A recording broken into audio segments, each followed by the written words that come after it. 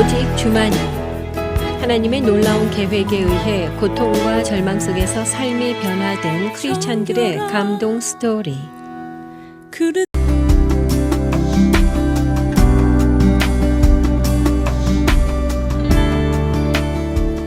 안녕하세요. 춘천한마음교회 지화영입니다. 저는 소아청소년과 의사예요. 저를 의사로 부르셔서 아이들의 육체뿐 아니라 마음과 영혼까지 사랑으로 품게 해주신 하나님의 은혜를 나누고자 합니다. 제가 의사라고 하면 공부를 아주 잘했겠다고 생각하시겠지만 사실 저는 그렇지 않았어요. 제 능력을 누구보다 제가 잘 알고 있기에 제가 의사가 된 것은 정말 하나님의 은혜이고 선물입니다. 저는 지방의 신설의대 일기로 입학했어요. 일기는 많은 변수가 있어요. 지방에 사는 사람들이 더 유리하기도 하고요. 저 또한 그런 변수 덕택에 기회가 생겼어요. 처음에는 누구나 선망하는 의대에 간 것이 그냥 좋았는데 막상 학교를 다녀보니 좋지만은 않더라고요. 왜냐하면 저는 다른 아이들만큼 능력도 재능도 없기에 항상 부족한 나를 보면서 더 주눅이 들고 소심해졌기 때문이에요. 한 달 동안 시험을 볼 때면 너무 힘들어서 그만두고 싶다는 생각을 자주 했어요. 특히 해부학 시험은 정말 최악이었는데요. 외워야 할 뼈와 근육, 신경과 혈관의 이름들이 산더미였어요. 수많은 암기법을 동원해서 외워야 했고 꿈에서도 나올 지경이었어요. 그때마다 예배를 드리면서 다시 말씀을 붙들고 하나님 포기만 하지 않게 해주세요 기도했어요.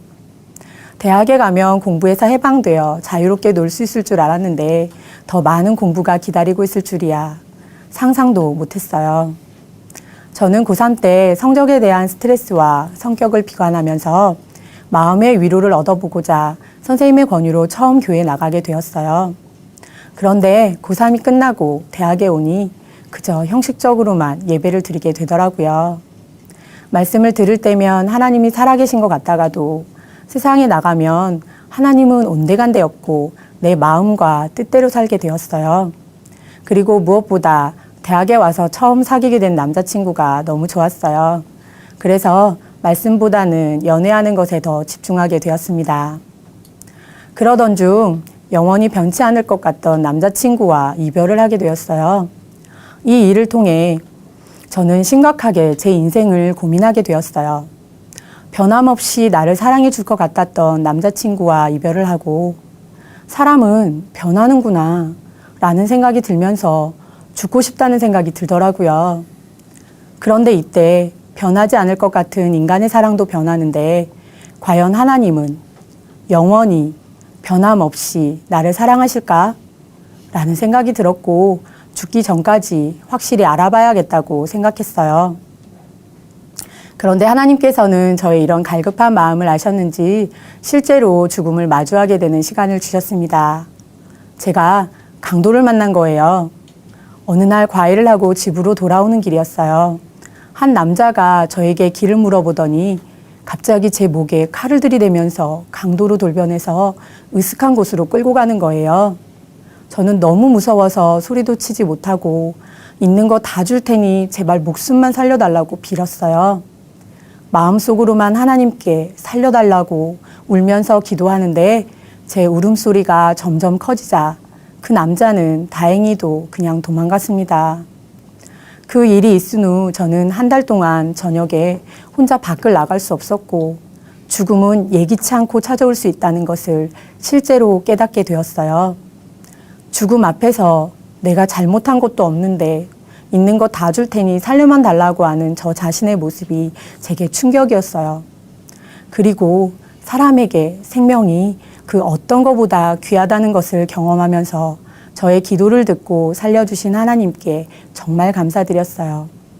이 일은 다시는 생각하고 싶지 않은 괴로운 일이었지만 저는 이 사건을 통해 말씀을 진지하게 고민하게 되었습니다.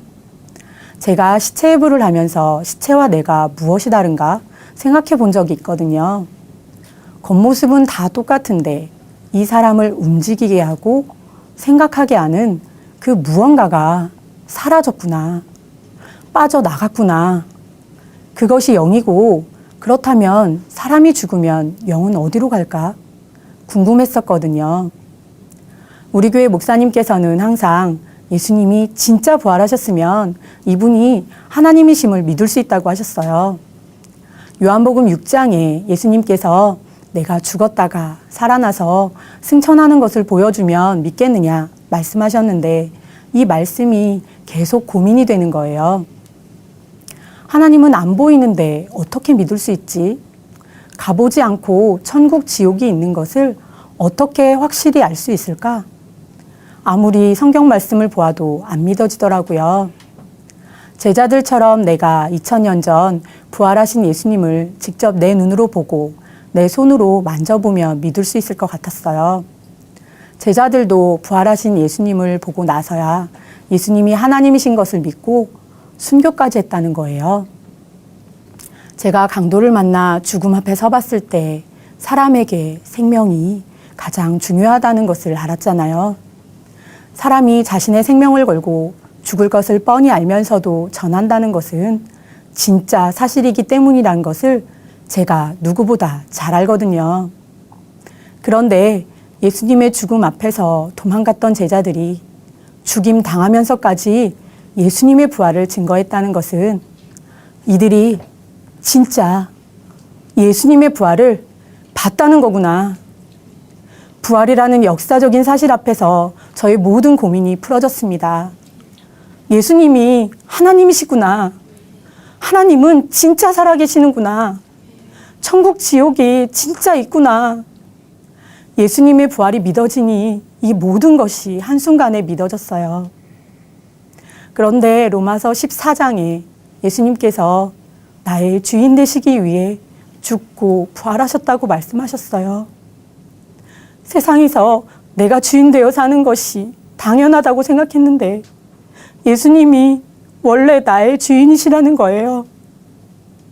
부활이라는 확실한 증거를 보여주셨는데도 예수님을 믿지 않고 내가 주인 되어 사는 것이 진짜 죄였어요.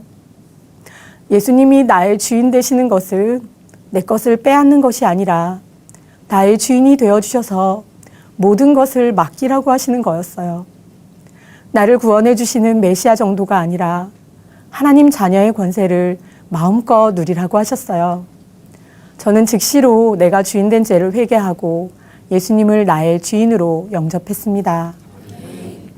제가 예수님을 믿지 않고 의사를 했다면 교만해서 나밖에 모르고 살았을 거예요.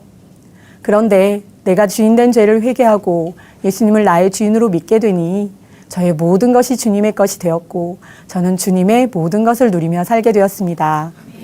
예수님을 주인으로 믿은 뒤 제 삶도 변화되었어요.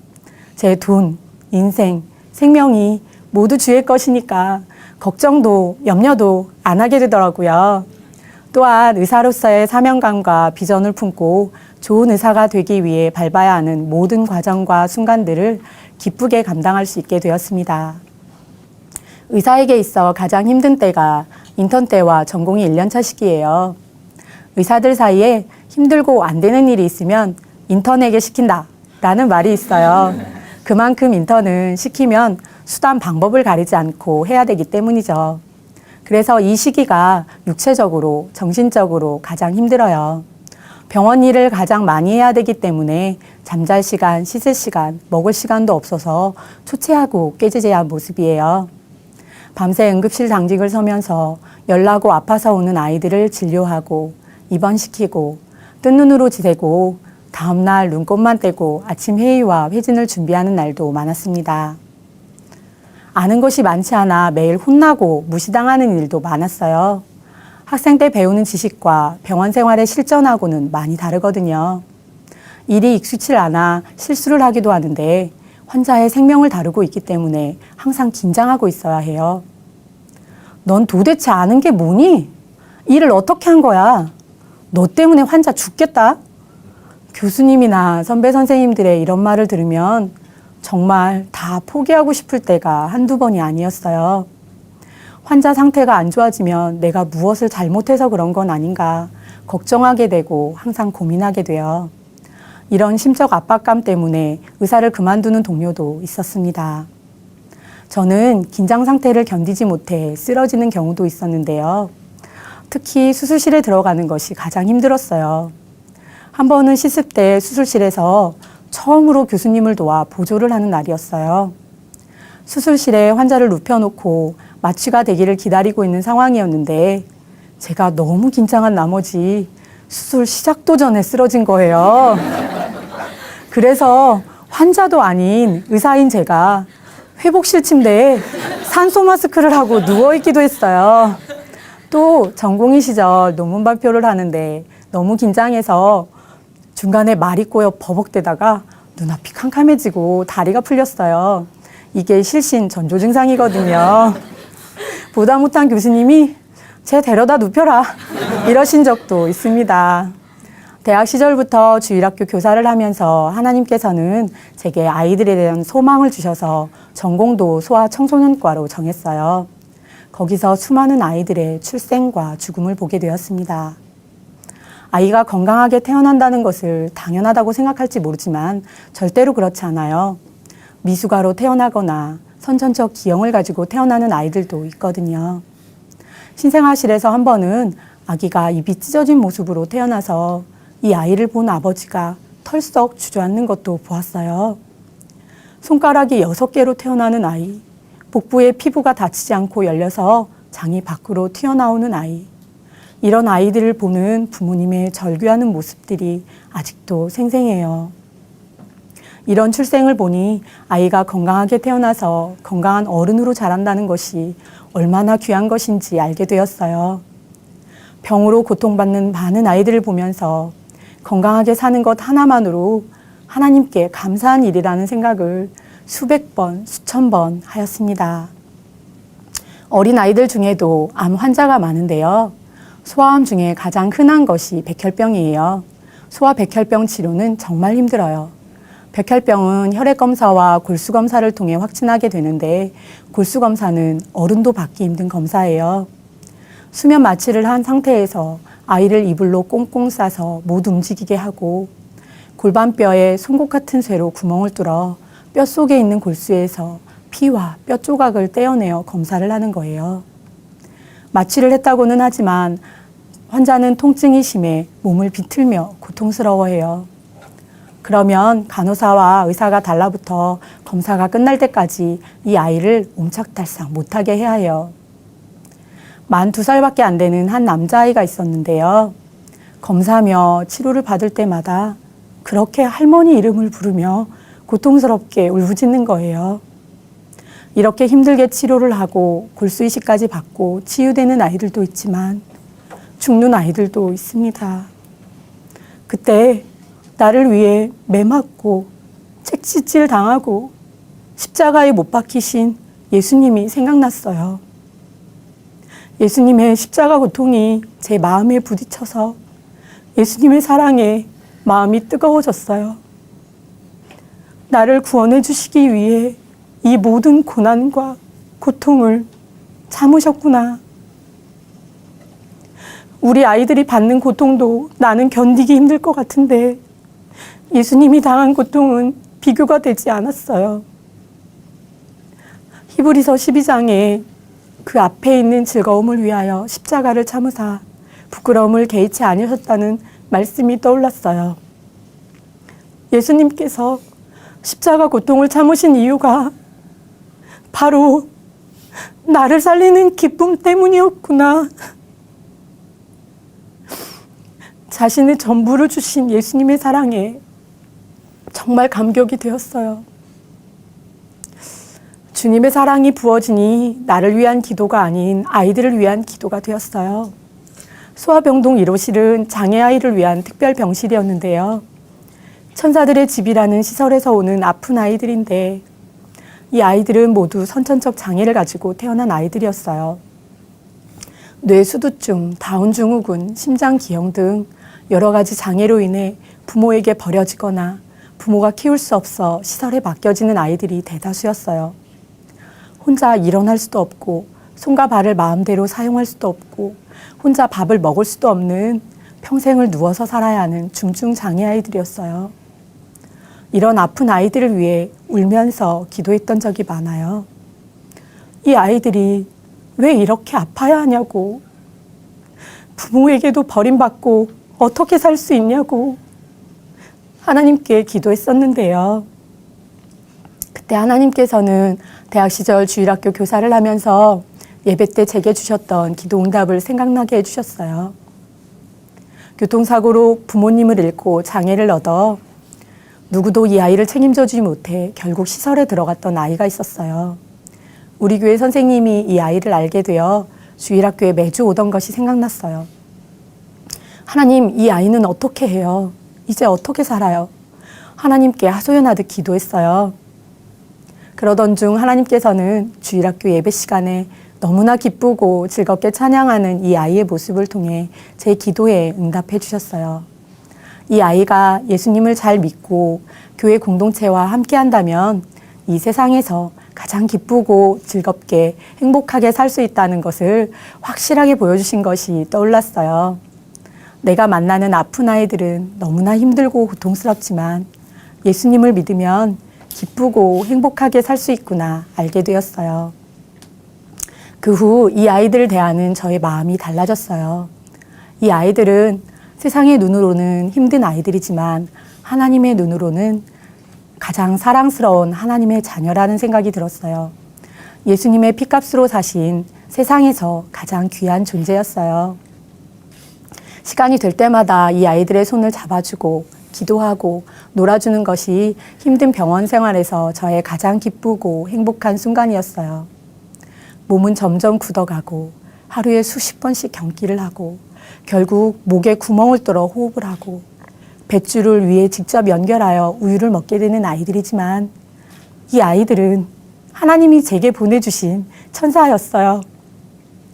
제가 손을 잡아 흔들어주면 아이는 해맑게 웃어주곤 했어요. 주님이 내게 보내시는 미소였습니다. 천국에서 이 아이들을 더 이상 아프지 않은 건강한 몸으로 다시 만날 것을 생각하면 너무나 소망이 됩니다. 저는 지금 춘천에 있는 소아청소년과 의원에서 환자를 진료하고 있습니다. 아픈 아이들과 부모님들에게 동료 의사 선생님과 간호사들에게도 부활의 복음을 전하고 있어요. 우울증으로 힘들어하던 동료 의사 선생님이 복음을 듣고 우울증에서 빠져나오는 것도 경험하게 되었는데요. 지금은 복음으로 변화되어 교회 공동체와 함께 기쁘게 사명을 감당하고 있습니다. 또한 아기 엄마들의 119가 되어서 상담을 해주고 있어요. 우리 아이가 열이 나요. 피부에 뭐가 났어요. 갑자기 토하고 울고 보채요. 밤이고 새벽이고 실시간으로 상담을 해주기도 합니다. 하나님이 주신 은사를 교회 공동체를 위해 조금이라도 쓸 수 있어서 저는 너무 기쁘고 감사해요. 교회의 머리는 예수님이시고 교회의 몸은 예수를 믿는 성도들이잖아요. 지체에게 한 것이 곧 예수님께 하는 것이었어요. 소자에게 물 한 그릇이라도 주면 하늘에서 상이 크다고 하잖아요. 저는 이 말씀을 늘 제 마음에 새기고 있습니다. 저는 교회 공동체와 함께하는 일이 가장 기쁘고 행복합니다. 예수님을 믿으면 100배 축복을 주신다고 하셨는데 저는 교회 공동체를 통해 이 기쁨을 매일 누리고 있습니다. 아이들의 육체의 건강을 책임지는 소아청소년과 의사로서 영의 건강을 책임지는 교회 중고등부 교사로 섬기고 있는데요. 가장 감사한 것은 하나님께서 저에게 이 나라, 이 시대에 아이들을 살리는 큰 비전과 사명을 주셨다는 거예요. 제가 방글라데시로 의료봉사를 다녀온 적이 있었어요. 선천적인 기형과 더러운 환경으로 인해 수많은 병으로 고통받고 있는 그 나라 아이들을 보면서 아이들이 곧 나라의 미래라는 것을 절감하게 되었어요. 우리 목사님께서는 우리나라 예수를 믿는 청년이 3%밖에 안 된다고, 아이들이 살아야 이 나라가 살 수 있다고 매일 절규하듯 말씀하시는데요. 저도 중고등부 교사를 하면서 이 시대에 무너진 가정과 아이들을 위해 간절히 기도하게 됩니다. 나 죽고 이 아이 살릴 수 있다면. 지난 여름 중고등부 수련회 때 하나님께서 제게 주신 가슴 벅찬 마음이었는데요. 내가 죽더라도 한 영혼을 살릴 수 있다면 죽을 때까지 이 마음으로 우리나라 미래인 아이들에게 복음을 전하고 주님 주신 사랑으로 끝까지 섬기며 기도하겠다는 결단을 하게 되었습니다. 능력도 재능도 체력도 부족한 저를 의사로 불러주셔서 아이들을 주님의 사랑으로 품게 하시고 교회 공동체와 함께 사명을 감당하게 해주신 하나님께 모든 감사와 영광을 돌립니다. 감사합니다. 오직 주만이 이 시간은 춘천 한마음 교회와 함께하는 열린 간증의 시간입니다. 신앙 간증을 다시 듣기 원하시는 분들은 방송국 전화 847-583의 영원 구원번호로 연락 주시기 바랍니다.